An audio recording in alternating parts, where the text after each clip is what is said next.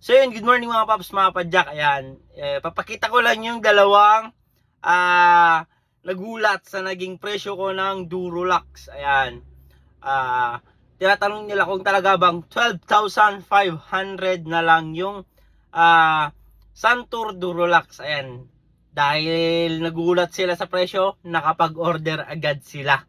Ayan, kaya maraming salamat sir. Bakit nga ba kasi nakapag-order sila at nagulat? Mantakin nyo yun, dating 28,000, naglalaro ng 23, 26, 28,000, ang dating presyo ng Duralax 36. Ngayon, binagsak namin, lampas sa kalahati, 12,500 na lang.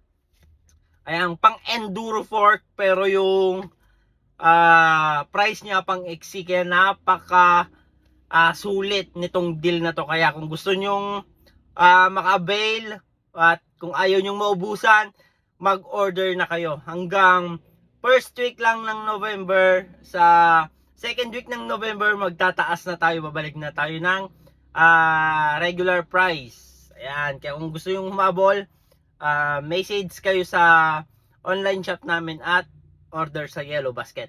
Thank you. Mga nasa malalayong lugar naman na gusto magpakita ng suportas dito sa Pops Bike Shop at gusto mag-order, ayan, visit lang kayo dito sa mga legit account namin. Dito lang kayo pwedeng makipag-transact para legit at di kayo may scam. Visit lang kayo sa TikTok, Shopee, Lazada namin. Pops Bike Shop Official. Ayan, ito yung mga legit account namin. Jason Bike Parts, Bikers Need. Thank you mga Pops, mga Padjak. Ayan, dito na kayo makipag-transact at mag-order. Thank you.